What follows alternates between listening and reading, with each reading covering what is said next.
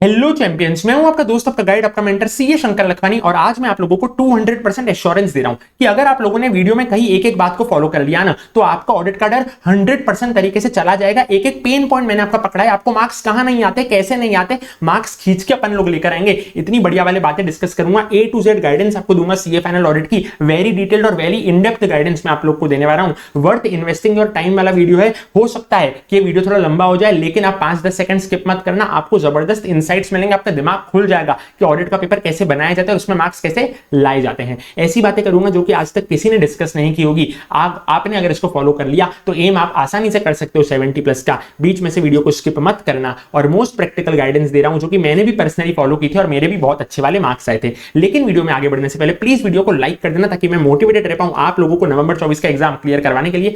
ज्यादा से ज्यादा दोस्तों के पास क्या कर देना, शेयर कर देना, ताकि सबका भला होना चाहिए। सबका हक है ऑडिट में 70+ लाने का। तो प्लीज सारे दोस्तों के साथ अपने शेयर कर देना, मेरे को भी मोटिवेशन मिलेगा। और क्या करना, चैनल को अभी तक सब्सक्राइब नहीं किया तो सब्सक्राइब करा दो, क्योंकि बढ़िया वाला कंटेंट आएगा नवंबर 24 आप लोग का निकाल के दिखाऊंगा। और कमेंट सेक्शन में कमिटमेंट करके जाओ that yes I will definitely score 70+ marks in CA final audit in November 2024। क्योंकि जब तक आप सोचोगे नहीं ना कि पॉसिबल है, तब तक पॉसिबल नहीं हो पाएगा। सोचोगे ना ऑडिट टफ है तो और भी ज्यादा टफ होता चला जाएगा। कमिटमेंट करो, आपको खुद अंदर से अच्छा फील होगा, आपको खुद मोटिवेशन आएगा। मैंने बोला ठीक है सर, समझ गए। सबसे पहले बात करूंगा लाइव धमाका बैच के बारे में, जिधर हम 100 आवर्स के अंदर अंदर 27 जुलाई 2024 से बैच चालू हो रही है। ठीक है, 27 जुलाई ये से चालू हो रही है। और अपन 100 घंटे के अंदर अंदर नवंबर 24 वालों के लिए क्या करेंगे, पूरा का पूरा ऑडिट 100% तरीके से क्लास में रट्टा भी मरवाएंगे, पूरा बाइफरकेशन भी कराएंगे कि क्या एग्जाम के लिए जरूरी है, क्या फालतू कचरा कंटेंट है, सब कटवट करा देंगे कचरा कंटेंट।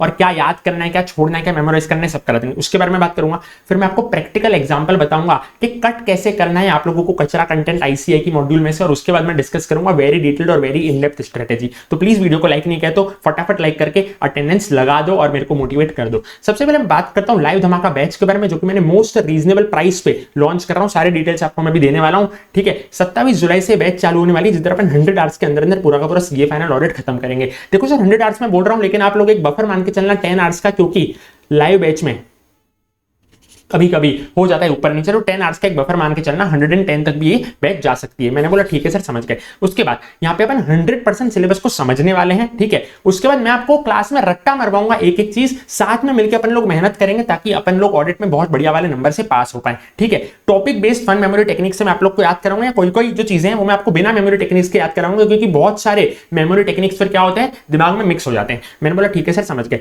कचरा कंटेंट आप लोग को मॉड्यूल में से कट करवाने की जिम्मेदारी मेरी है। आप लोगों को मैं बाइफरकेट करके दूंगा कि क्या अपने को रीड करना है एमसीक्यू पर्पस के लिए, क्या अपने को छोड़ देना है क्योंकि वो एकदम फालतू है, और क्या अपने को रट्टा मारना है डिस्क्रिप्टिव क्वेश्चंस के लिए। मैंने बोला ठीक है सर, समझ गए। स्पेशल एम्फेसिस में रखने वाला हूं high possibility areas of each chapter, यानी कि उसमें से क्वेश्चन बनने के चांसेस जब बहुत ज्यादा होंगे ना, तो वो वाले फोकस, मतलब वो वाला जो एरियाज होंगे ना, उधर मेरा स्पेशल एम्फेसिस रहेगा। और बाकी सारी चीजें भी अपन लोग पढ़ने वाले, 100% सिलेबस का कवरेज होगा। लेकिन ये हाई पॉसिबिलिटी एरियाज को और भी अच्छे से पढ़ाऊंगा, ताकि जो इंपॉर्टेंट चीजें हैं ना, उसका आप अच्छे से प्रैक्टिस कर लो। ऐसा नहीं बाकी सब छुड़वाऊंगा, 100% कवरेज होगा। टू द पॉइंट ये होने वाले हैं, एग्जाम ओरिएंटेड लेक्चर्स रहेंगे। ठीक है, बीच में कोई भी एंटरटेनमेंट वगैरह मैं नहीं करूंगा, एग्जाम ओरिएंटेड लेक्चर्स रहेंगे, क्योंकि वैसे भी अपनी एग्जाम में क्या है ना, कम टाइम बाकी है नवंबर 24 के अटेम्प्ट में। ठीक है, फर्स्ट रीडिंग में आप लोगों को कराऊंगा सबसे पहले, तो उसके बाद 3 रिविजन्स होंगे। कैसे 3 रिविजन्स होंगे, जो आज अपन ने पढ़ा ना, वो अपन अगली क्लास में क्या करेंगे ना, अगली क्लास चालू करने से पहले रिवाइज करेंगे। तो पहला रिवीजन वो मैं आप लोग को करा दूंगा। उसके बाद चैप्टर वाइज टेस्ट नहीं, chapter wise revision. Chapter wise revision भी मैं आप लोगों को अवेलेबल करवाने वाला हूं ओवर एंड अबव बैच। ठीक है, यानी कि क्या बात कर रहे हो सर, मैंने बोला सही बात कर रहा हूं सर, इतना रीजनेबल प्राइस है, उसमें भी मैं आपको चैप्टर वाइज रिवीजन अवेलेबल करवाऊंगा, ताकि आप लोगों का जो चैप्टर है ना, एक बार जब करके हो जाए ना, तो आप उसको बढ़िया तरीके से रिवाइज कर लो। और उसके बाद क्लास के बाद आपको भी थोड़ी सेल्फ मेहनत करनी पड़ेगी। क्लास के बाद खाली 15 मिनट दे देना। ठीक है, खाली 15 मिनट दे देना, आपका बढ़िया तरीके से हो जाएगा। यानी कि फर्स्ट रीडिंग प्लस 3 रिवीजन आपने कर लिया ना, तो ऑडिट में पास होने से आपको कोई भी नहीं रोक सकता है। ठीक है, मैंने बोला प्रीवियस डे, मतलब आज जो पढ़ा ना, उसका रिवीजन मैं आपको कल करवाऊंगा क्लास चालू करने से पहले। चैप्टर वाइज में मैं आपको दूंगा ओवर एंड अबव बैच। ठीक है, फ्री में, जिसने बैच ले ली। और 15 मिनट सेल्फ आपको रिवीजन करोगे, तभी आप लोगों का मजा आने वाला है। ठीक है सर, हाँ, आसानी से आप 65 to 70 मार्क्स का टारगेट कर सकते हो। अगर आप लोगों ने बैच में एनरोल कर लिया ना, आसानी से आप लोग को 65-70 मार्क्स आ जाएंगे। इस तरीके से अपन लोग क्या करेंगे, प्रिपरेशन करेंगे एग्जाम ओरिएंटेड तरीके से। आईसीआई मॉड्यूल जो है ना, वो रामबाण है ऑडिट के लिए, क्योंकि अपन ने मई 2024 के पेपर में भी देखा कि मॉड्यूल के कोने कोने में से क्वेश्चंस बनाए जा रहे हैं, और जब आप मॉड्यूल में से पढ़ोगे ना तो नेक्स्ट टू नेक्स्ट लेवल का कॉन्फिडेंस आएगा। और अभी मैं आपको स्ट्रेटेजी बताने वाला हूं, उसमें मैं आपको बताऊंगा कि मॉड्यूल का कितना बड़ा एम्फेसिस और मॉड्यूल का कितना बड़ा इंपॉर्टेंस है, मॉड्यूल पे क्यों मैं इतना एम्फेसिस दे रहा हूं, मॉड्यूल का क्यों बहुत बड़ा इंपॉर्टेंस है आप लोगों का सीए फाइनल ऑडिट क्लियर करने में। ठीक है, क्या पूरी मॉड्यूल पढ़नी है क्या? मैंने बोला नहीं, कचरा कंटेंट कट करना है, वो भी मैं आपको सिखाऊंगा कैसे कट करते हैं।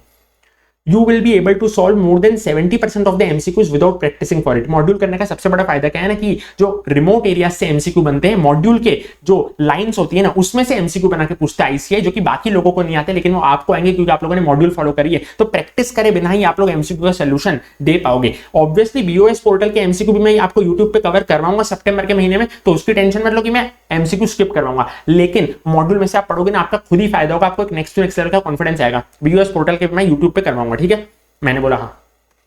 अब magic charts for 1.5 days revision आपको मेरे टेलीग्राम चैनल पे फ्री मिल जाएंगे, वो बेस्ट रहेंगे मैजिक चार्ट्स, आप लोगों का आसानी से 1.5 दिन में कवरेज हो जाएगा उससे। मैंने बोला हाँ सर। तो मॉड्यूल प्लस मैजिक चार्ट्स, इसका बढ़िया वाला कॉम्बिनेशन करा के हम आप लोगों के 65-70 मार्क्स एश्योर करके करके ही रहेंगे। आप लोग आंख बंद करके बैच खरीद सकते हो। टाइमिंग्स क्या रहने वाले बैच के सर?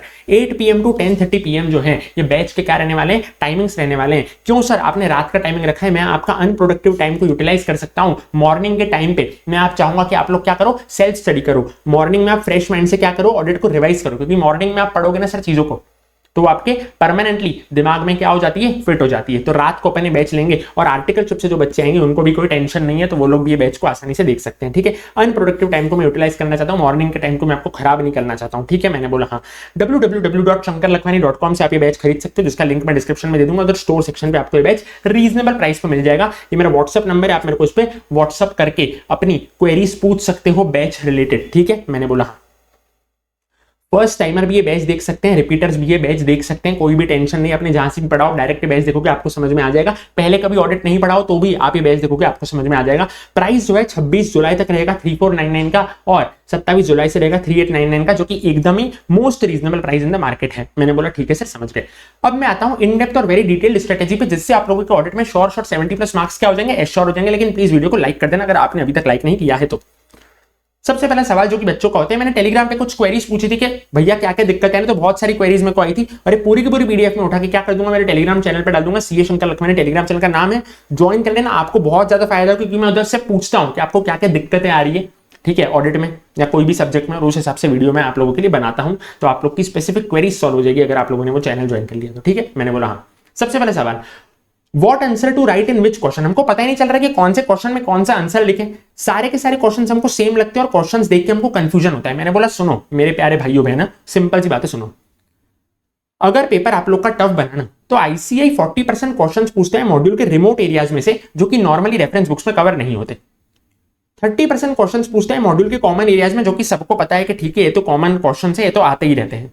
और 30% क्वेश्चन वो कंफ्यूजिंग वाले पूछ लेता है, जो कि आपको दुनिया के किसी भी क्वेश्चन बैंक में नहीं मिलेंगे और आपका कॉन्फिडेंस गिराएंगे। अब आप क्या करते हो ना, ये 30% के कारण अपना वो 70% भी बिगाड़ देते हो। आप लोग को स्ट्रॉन्ग करना है ये 70% वाले एरिया। सर ये कैसे करेंगे, उस पर भी मैं आ रहा हूं। तो ये थी टफ पेपर की बात। लेकिन अगर आईसीआई इजी या एवरेज पेपर बनाता है ना, तो 50% क्वेश्चंस होते हैं मॉड्यूल के कॉमन एरियाज में से, जो कि आपको सारी रेफरेंस बुक्स और सारे क्वेश्चन बैंक में मिल जाएंगे। 30% क्वेश्चंस होते हैं मॉड्यूल के रिमोट एरियाज में से, यानी वो मॉड्यूल के पैराग्राफ्स में से आप लोग क्या बना के दे देंगे, क्वेश्चंस बना के दे देंगे, ठीक है। और 20% क्वेश्चंस वापस से क्या होते हैं, कंफ्यूजिंग होते हैं। आप लोग को वापस से ये वाले एरिया को स्ट्रॉन्ग करना है, कंफ्यूजिंग क्वेश्चन को भूल जाना है। क्यों सर? क्योंकि 20% क्वेश्चंस तो हमेशा कंफ्यूजिंग रहेंगे, क्योंकि ये सीए फाइनल का पेपर है, बीकॉम का पेपर तो है नहीं, ठीक है। मैंने बोला हाँ सर, मॉड्यूल में जो रिमोट एरियाज में जो मैं बोल रहा हूँ ना, रिमोट एरिया से क्वेश्चन पूछते हैं, वो जनरली आपको क्वेश्चन बैंक में नहीं मिलते, क्योंकि इस पे क्वेश्चन पास्ट में बना ही नहीं है। ये न्यूली फ्रेम्ड क्वेश्चन है आईसीआई के द्वारा, तो स्टूडेंट्स इसको आंसर नहीं कर पाते हैं, लेकिन ये वो लोग आसानी से आंसर कर लेंगे अगर उन लोगों ने आईसीआई मॉड्यूल को पढ़ लिया तो। लेकिन पूरा पढ़ने की जरूरत नहीं है, कचरा कंटेंट कट करना है। वो क्या करना है, मैं आप लोग को बैच में कट करवाऊंगा, यहां मैं आप लोगों को कभी सिखाने वाला हूं कि कैसे करते हैं कचरा कंटेंट कट, ठीक है। मैंने बोला हाँ। मॉड्यूल के कॉमन एरियाज जो है ना सर, कॉमन एरियाज वाले क्वेश्चंस तो इजी है, वो आपको हर क्वेश्चन बुक में, हर रेफरेंस बुक में मिलेंगे, तो उसकी टेंशन नहीं है। तो ये आपको इजीली टैकल आप कर सकते हो, क्योंकि आपके हाथ में वो 20% कंफ्यूजिंग क्वेश्चन आपके हाथ में नहीं है, वो आईसीआई नए बना के देगा। 80% आपके हाथ में, इस पे आप लोगों ने अगर कर लिया ना, अपना पकड़ बना ली ना, मजा आ जाएगा, 70+ मार्क्स पक्का आ जाएंगे। कैसे करना है बताता हूं। दूसरा क्वेश्चन क्या है ना, not able to understand questions and write relevant answers, और केस स्टडी हमको समझ में ही नहीं आती। मैंने बोला 60 to 70% क्वेश्चन जो होता है आईसीआई जो बनाता है उसका लास्ट लाइन आप पढ़ोगे ना तो आपको उसका आंसर आ जाएगा, यानी वो डायरेक्ट क्वेश्चन होते हैं। लोग बोलते हैं कि वो डायरेक्ट क्वेश्चन नहीं होते, मैंने बोला नहीं सर वो डायरेक्ट क्वेश्चन होते हैं, क्योंकि केस स्टडी में कुछ भी बकवास करी होगी आखिरी लाइन पढ़ोगे आप आसानी से उसके आंसर को पता कर पाओगे, ठीक है। मैंने बोला हाँ, लेकिन जो 30 to 40% क्वेश्चन होते हैं ना वो इनडायरेक्ट क्वेश्चन होते हैं और आपको कॉन्सेप्ट उसमें पहचानना पड़ेगा, ठीक है। मैंने बोला हाँ, यानी कि ये 30 to 40% क्वेश्चंस को अगर मैं साइड भी रख दूं और मैं बोलूं इसके मेरे को खाली 10-20% क्वेश्चंस ही मेरे को एग्जाम में आ रहे हैं, तो इस 60 to 70% क्वेश्चंस आपको आसानी से ऑडिट क्लियर करा सकते हैं, आपकी आसानी से ऑडिट में नैया पार लगवा सकते हैं। और ये 30-40% क्वेश्चंस भी एकदम बाहर से नहीं आने वाले, आपको कॉन्सेप्ट पहचानना पड़ेगा, यानी कि अगर आपकी 100% कंसेप्चुअल क्लैरिटी है ना तो आप आसानी से 30-40% भी क्वेश्चंस को क्या कर पाते हो, सॉल्व कर सकते हो। अब मैं क्या बोल रहा हूँ, देखो केस स्टडीज की रिक्वायरमेंट को आप लोग समझो बिफोर रीडिंग केस स्टडी। अगर आप लोगों ने केस स्टडी पहले पढ़ ली ना तो आपका कॉन्फिडेंस डाउन हो जाएगा, क्योंकि लोग बोलेंगे इतनी बड़ी केस स्टडी है मेरे को तो कुछ होने लगा है। मैंने बोला नहीं सर, पहले रिक्वायरमेंट को पढ़ो। रिक्वायरमेंट जो होगी ना उसमें बहुत सारी बातें लिखी होगी पूरी केस स्टडी में, लेकिन रिक्वायरमेंट एक सिंपल सी होगी जो कि आप लोग को डायरेक्टली आ जाएगी आसानी से, ठीक है सर। मैंने बोला हाँ, तो बड़ी बड़ी केस स्टडी देख के घबराना नहीं, एंड में जो रिक्वायरमेंट होगी वो डायरेक्ट क्वेश्चन के रूप में आप लोगों को मिलेगी। क्वेश्चन में होती है 5 बातें, उसमें से रेलेवेंट होती है एक बात, आपको एक बात निकालना है, उसके लिए आपको क्या देखना पड़ेगा, रिक्वायर्ड पार्ट देखना पड़ेगा, तो आप लोग का टेंशन आधा हो जाएगा। बड़ी बड़ी केस स्टडी आप देखोगे ना, इतने सारे बड़े बड़े पेज की केस स्टडी है तो आप टेंशन में आ जाओगे उधर, ठीक है। मैंने बोला हाँ, एग्जाम में आपको हमेशा प्रेजेंटेशन पॉइंट वाइज रखना होता है, पैराग्राफ वाइज नहीं रखना होता है। रेलेवेंट कंटेंट आपको लिखना होता है, ऑडिट के पेपर में बीकॉम का एग्जाम नहीं है ये। अब डायरेक्ट क्वेश्चन और एमसीक्यूज जितने भी है ना, आज बड़े ध्यान से समझना, एक एक पॉइंट को मैं डिस्कस करूंगा। डायरेक्ट क्वेश्चंस जितने भी हैं और एमसीक्यू जितने भी है ना, ये आप लोग को आसानी से 40 नंबर दिला देंगे, ठीक है। तो प्लीज इसको अच्छे से करना। अगर आप लोग को ऑडिट में पास होना है ना सर, तो डायरेक्ट क्वेश्चंस और एमसीक्यूज भी अगर आप लोगों ने अच्छे से कर लिया, एक बार इनडायरेक्ट क्वेश्चंस को साइड में भी रख दिया ना तो भी आप पास हो सकते हो। बार बार रिवीजन आपको करना पड़ेगा डायरेक्ट क्वेश्चंस का, और एमसीक्यूज आप लोग के कैसे टैकल होंगे ना सर, समझो। डायरेक्ट क्वेश्चन तो चलो आपको मिल जाएंगे किसी भी क्वेश्चन बैंक से, किसी भी रेफरेंस बुक से। एमसीक्यूज कैसे टैकल होंगे ना, आप लोग को मॉड्यूल की रीडिंग मार लेनी है, याद नहीं करना है, खाली मॉड्यूल की रीडिंग भी मार ली ना तो दुनिया का ऐसा कोई भी एमसीक्यू नहीं जो कि आप लोगों से सॉल्व नहीं होगा। कोई भी तो चलो छोड़ो, मैं बोल रहा हूं 80% एमसीक्यू तो आप आसानी से सॉल्व कर पाओगे अगर आप लोगों ने मॉड्यूल की सिर्फ रीडिंग मार ली बिना उसको याद किए सर, ठीक है। मैंने बोला हाँ सर, कैसे सब कुछ करना है अभी मैं उस पर आ रहा हूं। अप्रोच में आप लोग को बता देता हूं, ये अप्रोच अगर आपने फॉलो कर लिया ना आप लोग को मजा आ जाएगा और आपको ऑडिट एकदम ही क्या लगेगा, मैनेजेबल लगेगा। देखो सर, सबसे पहले आप लोगों ने करना है स्टैंडर्ड्स, फिर आप लोगों के करने हैं चैप्टर्स, और फिर आप लोगों को करना है प्रोफेशनल एथिक्स। स्टैंडर्ड्स जो है ना वो टेक्निकल होते हैं और उसको याद करना पड़ता है, और उसमें से 50% वेटेज देता है आईसीआई, तो सबसे पहले अपने को वो खत्म कर देना है। उसके बाद चैप्टर्स जो कि ईजी होते हैं, ठीक है, टेक्निकल नहीं होते स्टैंडर्ड जितने, और उसको भी आपको याद करना होता है, और वो उसका वेटेज रहता है 30%। और एंड में जब आपको क्या करना है, एंड में जाके आपको प्रोफेशनल एथिक्स करना है, जो कि आपको याद नहीं करना है, वो आपको केवल समझना है। बहुत सारे बच्चे क्या गलती करते हैं, प्रोफेशनल एथिक्स को याद करने बैठ जाते हैं। मैंने बोला बच्चा, आपको प्रोफेशनल एथिक्स को याद नहीं करना है, आपको केवल और केवल उसको समझना है। अब देखो, बहुत ध्यान से सुनना मेरी बातें। एसेज जो है ना, एसेज हाई चांसेस है कि case study based technical questions उसमें से आने वाले हैं, ठीक है। यानी कि what do you mean by technical questions? तो मैंने बोला मॉड्यूल के पैराग्राफ जो होंगे ना उसको क्वेश्चन में ट्रांसफॉर्म कर देगा आईसीआई, और अगर आप लोगों ने मॉड्यूल नहीं पढ़ी ना तो आपके लिए दिक्कत हो जाएगी। तो रैंकर्स के लिए क्यों मैनेजेबल होता है मार्क्स लाना, क्योंकि वो लोग मॉड्यूल में से पढ़ाई करते हैं। तो एसेज जो है ना उसके क्वेश्चंस टेक्निकल बनने के ज्यादा चांसेस होते हैं, तो उसके लिए तो आपको मॉड्यूल ही करनी पड़ेगी। उसके लिए आपको क्या करना पड़ेगा ना, कचरा कंटेंट कट कर देना। 100% करने की बात नहीं कर रहा हूं, कचरा कंटेंट कट करके आप लोग को मॉड्यूल ही करनी पड़ेगी। नहीं तो अगर आप लोग उसको मॉड्यूल में से नहीं करोगे ना तो आप लोग को एग्जाम में वो चीजें टेक्निकल दिखेंगी ही दिखेंगी, ठीक है। मैंने बोला अब बात समझो, जो एसआरई है, एसएई और एसआरएस है, उसमें से डायरेक्ट क्वेश्चंस आने के ज्यादा चांसेस हैं, क्योंकि आईसीआई के पास उसके पास्ट क्वेश्चंस अवेलेबल नहीं है, और अभी क्योंकि वो नए इंट्रोड्यूस हुए हैं तो आईसीआई ने उस पर ज्यादा दिमाग भी नहीं लगाया, वो डायरेक्ट क्वेश्चंस दे देती है जनरली, और आगे भी अभी 2-3 अटेम्प्ट तक डायरेक्ट क्वेश्चंस ही बनेंगे एसआरई के, एसएई के, एसआरएस के, तो उसकी आपको टेंशन लेने की जरूरत जरा भी नहीं है, ठीक है। मैंने बोला हाँ।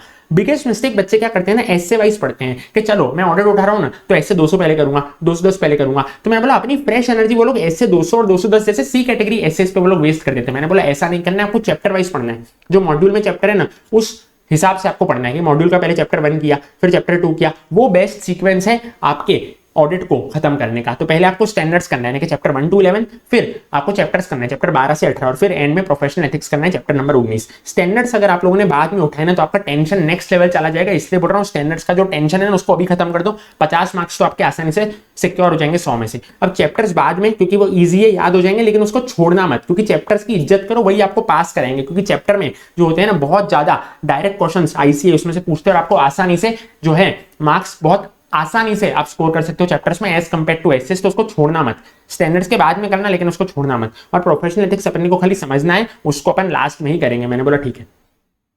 अगला सवाल, unable to score good marks in audit. मैंने बोला आप अच्छे मार्क्स क्यों नहीं ला पाते हो ना, क्योंकि your answers are not as per ICA model solution. Model solution वो होता है जो कि उधर एग्जामिनर को दिया जाता है और आपके जो आंसर है वो उससे मैच नहीं करते। एग्जांपल के तौर पे अगर डिफरेंस बिटवीन एसक्यूसी-1 और एसए 220 मॉड्यूल में चार्ट फॉर्मेट में दिया हुआ है ना, तो आपको भी उधर एग्जामिनर को चार्ट फॉर्मेट में ही बना के दिखाना पड़ेगा। ठीक है। दूसरी बात, एक बहुत सारी दिक्कत होती है बच्चों को, बोलते हैं सर इस चीज के तो 10 पॉइंट है मॉड्यूल में, तो हम लोग उसको कैसे टैकल करें। मैंने बोला आपको 10 के 10 याद नहीं करना है, 4-5 मार्क के क्वेश्चन के लिए आपको केवल 5 पॉइंट ही याद करना है। या तो आप सेल्फ याद कर लो या तो फिर मेरी बैच में आना, लाइव धमाका बैच में मैं आपको याद करवा दूंगा। लेकिन आप लोगों को सारे के सारे पॉइंट्स याद नहीं करने होते, केवल 4-5 पॉइंट याद रख के ही आप लोग आसानी से क्या कर सकते हो, नेक्स्ट चीज पे आगे बढ़ सकते हो। सर 40 मार्क का हमको खाली जुगाड़ करवा दो, हमको नहीं लाना 60-70, खाली 40 मार्क बता दो। अगर आप लोग को 40 मार्क चाहिए ना तो मॉड्यूल उठाओ, उधर जिधर भी पॉइंटर में आंसर है ना पॉइंट में वो कर लो और मॉड्यूल की रीडिंग कर लो। खाली एमसीक्यू पर्पस के लिए कुछ भी याद मत करना, तो पॉइंटर वाले आंसर याद करने और बाकी मॉड्यूल की आपको रीडिंग करनी है। 40 मार्क आपको आसानी से आ जाएंगे। अब दिक्कत कहां आती है ना, मान लो मॉड्यूल में किसी चैप्टर में 10 टॉपिक है, आपने 7 ही किए तो 3 जो है वो आपने छोड़ दिए क्योंकि वो रिमोट एरियाज है। अब मान लो जो क्वेश्चन है ना वो उन 3 में से आ गया तो आपके तो वो 60 टॉपिक करना भी वेस्ट हो जाएंगे ना। इसलिए मैं आप लोग को बोलता हूं कि आपको 100% कवरेज करके चलना है। अगर आप कोई चैप्टर पढ़ रहे हो तो उसको पूरा पढ़ो और छोड़ रहे हो तो उसको पूरा छोड़ो। कोई मतलब नहीं है मैंने 60 टॉपिक पढ़ लिए वो पर्टिकुलर चैप्टर के और बाकी 3 में से क्वेश्चन आ गया और मेरी वो 7 की भी मेहनत वेस्ट चली गई। हाँ, आप लोग को 3 अगर ऐसा लग रहा है ना कि लेस इंपॉर्टेंट है तो खाली रीडिंग कर लो, पर उसको यार कुछ तो आप लिख पाओगे, खाली रीडिंग भी करोगे तो टोटली आपको छोड़ना नहीं है। ठीक है, क्योंकि रिमोट एरियाज में से भी क्या बन सकते हैं, क्वेश्चन बन सकते हैं। एमसीक्यू इंट्रोड्यूस होने के बाद तो वो एमसीक्यू भी बन सकते हैं और आपको आईसीए क्या कर सकता है, परेशान कर सकता है। बात समझो, एमसीक्यू में आपको एटलीस्ट 22 मार्क्स टारगेट करने हैं ताकि जो रिमेनिंग हो ना उसमें से आप 18 मार्क्स तो लेके ही आओगे ना। 88 में से 18 मार्क्स नहीं ला सकते क्या, आप आसानी से ला सकते हो। तो 22 मार्क्स आपको टारगेट करना है एमसीक्यू में एटलीस्ट और आपके आसानी से हो जाएंगे अगर आपने फोकस किया कवरेज पे। और एमसीक्यू की प्रैक्टिस के बिना भी हो जाएंगे अगर आप लोगों ने मॉड्यूल को यूज किया तो। बीओएस पोर्टल के एमसीक्यू मैं आप लोग को यूट्यूब पे सॉल्व कराऊंगा, करवाने के लिए मना नहीं कर रहा हूं, लेकिन अगर आप लोगों ने कवरेज पे फोकस किया ना, एमसीक्यू की प्रैक्टिस के भी समझ भागो कि मैं एमसीक्यू ज्यादा से ज्यादा प्रैक्टिस करूंगा तो मेरा बनेगा। मैंने बोला नहीं, कवरेज करोगे खुद ब खुद एमसीक्यू बनने चालू हो जाएंगे। उसके बाद हर एक चैप्टर खत्म होने के बाद आपको रिटर्न प्रैक्टिस करनी है, कोई भी 3 क्वेश्चन की। 3 क्वेश्चन कहां से उठाओगे, टेस्ट और नॉलेज में से उठाना। मैंने बोला ठीक है सर समझ गए, प्लीज वीडियो को लाइक नहीं किया अभी तक अच्छे से लाइक कर दो। अब अनेबल टू रिकॉल, सर हम लोग रिकॉल नहीं कर पा रहे ऑडिट। मैंने बोला आप लोगों को रिकॉल करना ही नहीं है। आपका कॉन्फिडेंस डाउन कब जाता है ना, जब आप लोग सेकंड चैप्टर कंप्लीट करने के बाद पहला चैप्टर रिकॉल करने के बारे में सोचते हो। मैंने बोला ऐसी हीरोगिरी क्यों कर रहे हो, मेरे को तो कल मैंने खाने में क्या खाया था वो तक याद नहीं, आपको ऑडिट जैसा जो बोरिंग सब्जेक्ट होता है वो कैसे याद रहेगा। मैंने बोला जब आप लोग पहला चैप्टर रिवाइज करने बैठोगे ना तब आपको याद आ जाएगा, ज्यादा टेंशन मत लो। अब पुराना वाला रिकॉल करने के बारे में सोचोगे ना तो अननेसेसरली आपका स्ट्रेस बढ़ेगा। प्रेजेंट मोमेंट में रहो, जब रिवीजन करने का टाइम आएगा आपको खुद ब खुद याद आ जाएगा, खुद ब खुद याद आता जाएगा। ठीक है, अगर आप लोगों ने हमेशा पास्ट में रहते रहे ना कि मेरे को फर्स्ट चैप्टर याद नहीं आ रहा है, सेकंड चैप्टर याद नहीं आ रहा है, तो आप लोग के आगे वाले चैप्टर्स भी नहीं हो पाएंगे। तो please be in the present moment, जब आप लोग रिवीजन करने बैठोगे आपको आसानी से याद आ जाएगा। और आज आपको लगता है कि भैया इतना सारा हमको याद नहीं आ रहा है, आखिरी के 1.5 दिन में जब आप सब पढ़ोगे ना तो आपको तब वो याद आ जाएगा, एग्जाम में याद हो जाएगा, क्योंकि आपने फ्रेश ही पढ़ा होगा 1.5 दिन में। मैंने बोला ठीक है सर। अगली बात आता हूं मैं क्वेश्चन बैंक के बारे में। Question bank is of no use in audit, ऐसा मैं नहीं बोल रहा हूं, रैंकर्स ऐसा सजेस्ट कर रहे हैं कि क्वेश्चन बैंक जो है वो कोई भी यूज की नहीं है। और मैंने भी जब मैं था मेरे सीए फाइनल में मैंने क्वेश्चन बैंक यूज नहीं करी थी। आईसीए मॉड्यूल के कंटेंट और आईसीए मॉड्यूल के क्वेश्चन से मैंने 68 मार्क्स आसानी से स्कोर किए थे। सर प्रैक्टिकल बातें मैं आप लोगों से करता हूं कि जो चीज 1.5 डेज में पॉसिबल नहीं है ना उसको आज से ही मैं टाटा बाय बाय कर देता हूं। और क्वेश्चन बैंक आप लोगों के लिए पॉसिबल नहीं है 1.5 डेज में, खाली कंटेंट करना ही आप लोगों के लिए पॉसिबल होने वाला है। और वो कंटेंट से आप लोग 70+ मार्क्स कैसे स्कोर कर सकते हो ना, वो अभी मैं आप लोगों को बताने वाला हूं। प्रैक्टिकल कान खोल के सुनना, मेरी बात को सुनो। आप सब कुछ करने जाओगे ना आप कुछ भी नहीं कर पाओगे। कंटेंट को आप बार बार पढ़ोगे ना आपके 70+ पॉसिबल है। तो सर हमारी क्वेश्चंस की प्रैक्टिस कैसे होगी, मैंने बोला सिंपल सी बातें मैं आपको बताता हूं। आई स्कोर्ड 68 कैसे सर, मॉड्यूल के कंटेंट करके, मॉड्यूल के क्वेश्चंस करके, और ये इनफ है टू एम फॉर 70+। अब जो ऑडिट है ना, ध्यान से सुनना है बात को, कोई नहीं आपको बताएगा। ऑडिट में टॉपिक्स रिपीट होते हैं लेकिन जो क्वेश्चंस है ना वो रिपीट नहीं होते। आपको डिक्टो का डिक्टो क्वेश्चन बैंक का नहीं मिलेगा, हाँ वो टॉपिक आपको मिल जाएगा। यानी कि आईसीए डिफरेंट केस स्टडी बना के वो वाला टॉपिक वो पूछता है, ठीक है। तो अगर आप लोगों ने मॉड्यूल किया ना तो वो टॉपिक कवर हो गया ना, तो जब आप एग्जाम में देखोगे ना आपको आसानी से वो चीज याद आ जाएगी। क्वेश्चन बैंक में आप इतनी बड़ी केस स्टडी पढ़ोगे, ऐसा टाइम वेस्ट करोगे और वो सेम क्वेश्चन रिपीट होके नहीं आने वाला है। न्यू क्वेश्चन बनाएगा ना जब आईसीआई, तो वो किसी भी क्वेश्चन बैंक में से नहीं आएगा।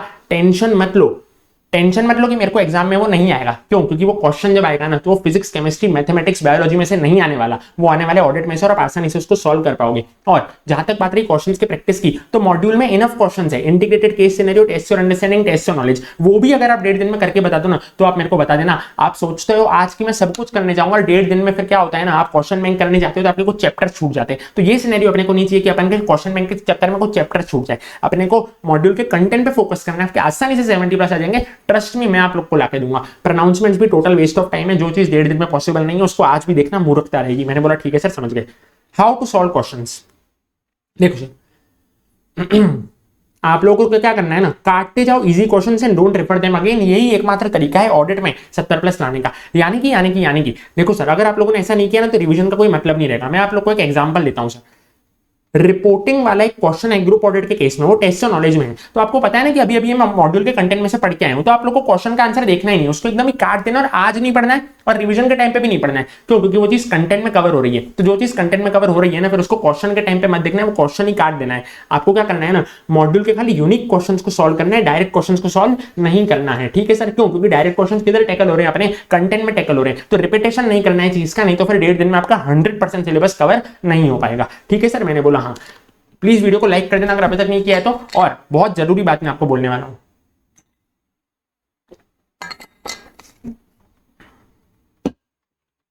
क्या मटेरियल आप लोगों को रखना है to score 70+ marks in CA final. सबसे पहले प्रायोरिटी पे आप लोग को रखना है आईसीए मॉड्यूल का कंटेंट और आईसीए मॉड्यूल का क्वेश्चंस। जाहिर सी बात है इसमें से कंटेंट में से अपन कुछ कचरा कंटेंट कट करेंगे और बाइफरकेशन आप लोगों को करना पड़ेगा कि what to read, what to leave and what to memorise, ठीक है। इसका बाइफरकेशन होना बहुत ज्यादा जरूरी है। उसके बाद सेकंड प्रायोरिटी पे अपने को करना है बीओएस पोर्टल के एमसीक्यूज, जो कि मैं आप लोग को यूट्यूब पे वीडियो बना के सितंबर के महीने में सॉल्व करके दिखाऊंगा। उसके बाद आरटीपी नवंबर 24 रहेगी आपकी थर्ड प्रायोरिटी, एमटीपी नवंबर 24 रहेगी आपकी फोर्थ प्रायोरिटी, ठीक है सर। मैंने बोला ये आप लोगों के लिए इनफ है। और मैं तो बोलता हूं ये नहीं भी कर रहे हो ना आप, इससे भी खाली 70+ स्कोर कर सकते हो अगर आप लोगों ने अच्छे से कर लिया module content and module questions. मैंने बोला ठीक है सर। जो क्वेश्चन पेपर्स होते हैं प्रीवियस अटेम्प्ट वाले, आरटीपीज एमटीपीज जो होती है ना प्रीवियस अटेम्प्ट वाली, ये वाले अटेम्प्ट की नहीं बात करो, प्रीवियस अटेम्प्ट, वो वेस्ट ऑफ टाइम होती है क्योंकि उसमें से हार्डली 10% क्वेश्चंस आपको मिलेंगे। वो भी मैं क्या बोल रहा हूँ, हार्डली 10% क्वेश्चंस मिलेंगे। बाकी क्वेश्चंस या तो आप लोगों को जो है टेस्ट और नॉलेज के मिलेंगे, या तो आईसीए नए फ्रेम करता है। आजकल तो आईसीए 70-80% क्वेश्चंस नए फ्रेम करते हैं मॉड्यूल में से, तो मॉड्यूल करना बहुत ज्यादा जरूरी है। मैंने बोला ठीक है सर, समझ गए। आरटीपी एमटीपी करने की इच्छा हो, खाली रेलेवेंट अटेम्प्ट की कर लेना आपके वाली, वो भी मॉड्यूल हो जाने के बाद। अब अगली बात, not able to retain. Sir सबसे बड़ी समस्या, हम रिटेन नहीं कर पा रहे ऑडिट को। मैंने बोला 100% वर्ड टू वर्ड तो आप रिटेन कर नहीं पाओगे क्योंकि आप भगवान तो हो नहीं, ठीक है सर। मैंने बोला हाँ। एक हफ्ते के बाद मैं मूवी के कैरेक्टर भी भूल जाता हूं, मेरे फेवरेट मूवी के कैरेक्टर के नाम, तो ऑडिट तो दूर की बात है। तो आपको क्या करना है ना, हिंदी मराठी ओन लैंग्वेज में ऑडिट को याद करना है और खाली कीवर्ड्स मॉड्यूल में से उठाने। सर कैसे करना है अभी मैं आपको बताने वाला हूं। इनिशियल मेहनत तो आपको करनी पड़ेगी कीवर्ड्स याद करने की, वो या तो आप सेल्फ करो या तो फिर आपको बैच में मैं कराऊंगा, लेकिन इनिशियल मेहनत तो करनी पड़ेगी, उसके लिए तो कोई दूसरा चांस ही नहीं है। 50-10 स्ट्रेटेजी आपको यूज करनी है, यानी कि 50 मिनट आप जो भी पढ़ रहे हो ना 10 मिनट उसको रिवाइज करो। जब कभी भी ऑडिट पढ़ने बैठो तो 50 मिनट जो पढ़ रहे हो उसको 10 मिनट रिवाइज करो, फिर ही नया कुछ चालू करो। अब बात समझो, 3 रिवीजन आपको करने पड़ेंगे, जैसा कि मैंने आपको बोला कि मैं आपको क्लास में भी करवाने वाला हूं। एक तो फर्स्ट रीडिंग हो गई, जो कि आप या तो क्लास में करोगे, या तो यूट्यूब रिवीजन वीडियो में करोगे, या तो आप सेल्फ करोगे। उसके बाद 15 मिनट का आप लोग को करना है, जैसे कि मैंने क्या बोला कि अगले दिन मैं आप लोगों को क्या पढ़ाऊंगा जो कि अपन ने पिछले दिन पढ़ा, यानी कि जो अपन ने 1 तारीख को पढ़ा वो अपन 2 तारीख को पढ़ेंगे, फिर ही 2 तारीख का चालू करेंगे। तो 15 मिनट आपको लास्ट डे वाला पढ़ना पड़ेगा, ठीक है। उसके बाद चैप्टर वाइज रिवीजन, जो कि मैंने आपको बोला कि बैच के साथ आपको फ्री में मैं अवेलेबल करवाने वाला हूं, और 15 मिनट आफ्टर क्लास आप लोगों को सेल्फ करना पड़ेगा, ठीक है सर। मैंने बोला हाँ। मेरी बैच के भी बाद आप लोग को 15 मिनट सेल्फ स्टडी करनी ही पड़ेगी, क्योंकि पेपर लिखने आप जाओगे, मैं आप लोग के लिए नहीं जाने वाला। मैं आपको क्लास में आकर रट्टा मरवा सकता हूं, लेकिन मैं आप लोग के लिए पेपर देने नहीं जा सकता हूं। उसके बाद सर ऑडिट में ना मन नहीं लगता, मैंने बोला बोल बोल के आपको पढ़ना पड़ेगा, मन में नहीं चलेगा। बोल बोल के आप पढ़ोगे ना तभी आप लोग को ऑडिट याद रहेगा। उसके बाद सर आप लोग का परफॉर्मेंस नेक्स्ट लेवल चला जाएगा अगर आप लोगों ने ऑडिट पढ़ते वक्त अपने मोबाइल फोन को स्विच ऑफ कर दिया। क्यों? क्योंकि जब कभी भी आप बोर हो जाते हो ना ऑडिट पढ़ते पढ़ते, तो आप उठाते हो मोबाइल फोन और आपका इंस्टाग्राम पे इतना टाइम वेस्ट हो जाता है ना कि मैं आपको बता नहीं सकता। तो प्लीज ऑडिट पढ़ते वक्त आप लोग को मोबाइल को दूर रखना पड़ेगा स्विच ऑफ करके। Topic based fun memory techniques use करनी पड़ेगी, या तो फिर ऐसे ही आप कहानियों के जरिए भी यूज कर सकते हो, मतलब याद कर सकते हो, या बिना किसी मेमोरी टेक्निक के भी याद कर सकते हो, क्योंकि क्या होता है ना, बहुत सारी मेमोरी ट्रिक्स दिमाग में क्या बना देती है, कचरा बना देती है। ठीक है, तो कोई क्वेश्चंस आपके मेमोरी ट्रिक्स से याद होंगे, कोई क्वेश्चंस ऐसे ही आपको याद करने हैं। उसके बाद इंपैक्ट गेम आपको नहीं खेलना है, यानी कि ऑडिट में बहुत बार ऐसा होगा कि आप लोग एक दिन परफॉर्म नहीं कर पाओगे, एक दिन आप बहुत मतलब कॉन्फिडेंस आपका डाउन चला जाएगा, तो उसका इंपैक्ट दूसरे दिन पे नहीं आना चाहिए, नहीं तो क्या होगा ना, दूसरा दिन भी आपका बिगड़ जाएगा पहले दिन के कारण। तो प्लीज आप लोगों ने इंपैक्ट गेम नहीं खेलना है। और कभी कभी आप क्या करते हो ना, पहला घंटा बिगड़ता है, दूसरा तीसरा चौथा घंटा जानबूझ के वेस्ट कर देते हो, तो ये चीज आपको नहीं करनी है। ठीक है, उसके बाद कंटेंट है ना मिक्स हो रहा है सर दिमाग में, और लैंग्वेज हमको डेवलप नहीं हो रही है। मैंने बोला क्यूमुलेटिव रिवीजन अगर आप करोगे ना तो आसानी से प्रॉब्लम सॉल्व हो जाएगी। या तो सेल्फ स्टडी करो, या तो फिर मैं आप लोग को रिविजन कराऊंगा क्लास में। उसके बाद बोरिंग लग रहा है सर ये ऑडिट सब्जेक्ट, हम क्या करें? मैंने बोला अगर आपको सब्जेक्ट बोरिंग लग रहा है ना, तो इसके साथ एक प्रैक्टिकल सब्जेक्ट उठा लो, मान लो एफआर, एएफएम, डीटी जैसे एक प्रैक्टिकल सब्जेक्ट उठा लो, एक बैलेंस बन के चलेगा। अगर आप लोगों से पूरे दिन ऑडिट नहीं हो रहा है तो मॉक टेस्ट पेपर आपको देनी है only after completion of entire syllabus. मैंने बोला ठीक है सर, समझ गए। इंपॉर्टेंट चैप्टर्स की लिस्ट, पेपर को प्रेजेंट कैसे करना है और 1.5 डेज की स्ट्रेटेजी सितंबर मंथ में मैं आप लोगों के लिए लेकर आऊंगा। अब मैं आपको प्रैक्टिकल एग्जांपल बताता हूं हाउ टू कट कचरा content from ICA module. Let me tell you, let me give you an example of ऐसे 260 जहां पे हम लोगों ने कचरा कंटेंट को कट किया है। देखो सर, ये सबसे पहले होती है डील्स विद वाली लाइन, एकदम ही फालतू होती है। उसके बाद इन लोगों ने बताया हु आर दोस्त चार्ज विद गवर्नेंस, ये भी एग्जाम के लिए कोई भी रेलेवेंट नहीं है, तो ये अपन ने कचरा कंटेंट कट कर दिया। उसके बाद पहला क्वेश्चन इधर बनता है significance of communication with TCWG. मैंने बोला ये क्वेश्चन खाली वन टाइम रीड क्वेश्चन है, ये क्वेश्चन पे आपको ज्यादा ध्यान नहीं देना है। ठीक है, मैंने बोला हाँ। मॉडल सोल्यूशन जो मिलता है ना एग्जामिनर को, उसमें कीवर्ड हाईलाइट करके मिलते हैं। कौन से कीवर्ड देखो इधर दिख रहे हैं, मैंने येलो से करे हुए हैं। हाँ, ये कीवर्ड्स ही आप लोग को याद करना है, बाकी आप लोग को हिंदी में ही करना है। आप 100% सिलेबस अगर करना चाहते हो, ऑडिट में 70+ लाना चाहते हो, तो यही एकमात्र तरीका है। पूरी की पूरी वर्ड बाय वर्ड आप लाइन याद करने बैठ गए ना, तो आपका हो गया, एक ही क्वेश्चन हो पाएगा। फिर मैंने बोला नहीं सर, खाली कीवर्ड याद करना है, बाकी का आप लोग को हिंदी में समझना है। ये पूरा का पूरा अप्रोच होता है ऑडिट में, ऐसे ही रैंकर लोग पास होते हैं। पूरा का पूरा आप याद करने में जाते हो ना, उधर आप लोग क्या करते हो, उधर आप लोग गलती करते हो। तो इधर आप लोग को खाली कीवर्ड याद करना है, और कीवर्ड आप लोग को याद करवाने की, ऑडिट में नैया पार लगवाने की जिम्मेदारी मेरी है। और ये पूरा अपन समझेंगे भी क्लास में, और क्या करेंगे क्लास में पूरा याद भी करने वाले हैं। मैंने बोला ठीक है सर, समझ गए। कीवर्ड्स आपको याद करने, बाकी की चीज समझ के ओन लैंग्वेज में उधर फ्रेम अपने को करना है, तभी पॉसिबल है, नहीं तो फिर 100% सिलेबस होना पॉसिबल ही नहीं है। इसलिए बहुत सारे बच्चे भी लटके हैं मई 24 के अटेम्प्ट में, क्योंकि उन लोगों ने ये अप्रोच फॉलो नहीं किया था। उसके बाद ऑब्जेक्टिव्स जो होते हैं वो हर ऐसे के इररिलेवेंट होते हैं, तो उसको एकदम काट देना है। फिर देखो ये अगला क्वेश्चन जो आया ना, यहाँ पे कीवर्ड्स क्या है ना, खाली जो येलो में किए ना वही कीवर्ड्स है, बाकी की चीजें आप अपने सेंटेंस में बिंदास लिख सकते हो। कीवर्ड्स याद करने, बाकी का हिंदी में अपने को क्या करना है, खाली समझना है। मैंने बोला ठीक है सर, समझ गए। फिर देखो ये वापस से कचरा कंटेंट इररिलेवेंट। फिर देखो यहाँ पे plan, scope and timing of the audit में ये इतना इंपॉर्टेंट नहीं है, लेकिन ये वाला पार्ट देखो, ये वाला पार्ट इंपॉर्टेंट है। ये वाला जो नीचे का पार्ट है वो जस्ट फॉर रीडिंग है। अब ये कीवर्ड्स मैच करने चाहिए, आपने ये कीवर्ड्स मैच करवा दिए ना एग्जामिनर को, वो आपको मार्क्स देगा ही देगा, कहीं वो जा ही नहीं सकता। ठीक है सर, इस तरीके का आप लोग का अप्रोच रहना चाहिए। तो प्लीज एनरोल करा लेना बैच में, आपको मजा आ जाएगा। वीडियो को लाइक कर देना, ज्यादा से दोस्तों के साथ शेयर कर देना, और चैनल को सब्सक्राइब नहीं किया सब्सक्राइब कर देना, और कमिटमेंट करके जाओ कमेंट में that yes I will definitely score 70+ marks in CA final audit in May 2024, sorry in November 2024 मिलके मचाएंगे तहलका। ठीक है सर, मैंने बोला हाँ, ऑडिट को करके दिखाएंगे क्लियर।